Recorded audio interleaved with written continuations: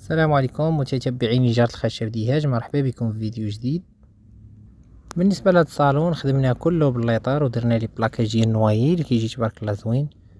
كما كتشوفوا في الفيديو الطريقه ديال السدادر جاو بجوج بومبي الفوق والتحت وفيهم بلاكاج ديال النوايي اللي جاو تبارك الله انيقين، ودرنا ليهم الفيرني ديال مات يعني ماشي بريو بزاف اللي جا تبارك الله زوين. هو حتى هذا الموديل هذا بالنسبه للنوايي الا ما عطيتيش بريو بزاف صراحه كيجي انيق وكيجي زوين. بزاف ديال الناس كيسولوني على البلاكاج ديال النوايي، واش ما تخافش عليه مع الخدمه ومع الاستعمال، واش غيتاذى، واش غيتقشر، واش غيبانوا فيه عيوب. كما كنقول ديما داك النجار اللي كتخدم معاه خاص تكون كتثيق فيه، عارفو كياخذ عود كارم، وهذا امر مهم. فاش كيكون العود كارم يعني ما كيتشاق ما كيعواج ما حتى شي حاجه، ويكون بروميير شوا، ويكون الليطر مزيان، الليطر معروف عليه صلب. فاش كيلصق فوق داك البلاكاج ما كيبانوش كاع عيوب مع الاستعمال. بالنسبه لهذا الموديل خدمناه تبارك الله بهذه الطريقه هذه ديال الطابله والصندريات، اللي هو المشكل الكبير البومبي ديال الفيسان ديال السدادر.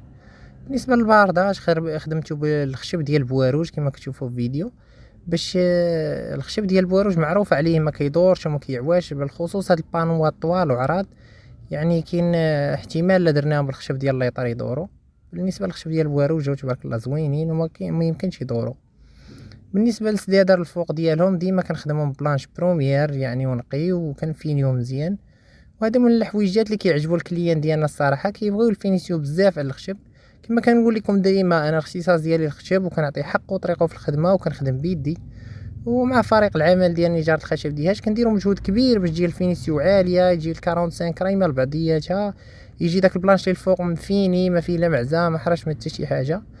وكنديروا مجهود كبير باش الخدمه تجي مفينيه وتجي انيقه، وهذا هو المهم. فاش كدير مجهود كبير الحمد لله الانسان ولا داك الزبون كتكون عاجباه هذيك الخدمه ديالو، فهذا فضل ديال الله سبحانه وتعالى. واي واحد عنده شي سؤال ولا شي استشاره بغى يسولنا على شي حاجه في مجال الخشب والديكور فمرحبا به، وداكشي اللي عارفين راه نقولوا ليه ان شاء الله.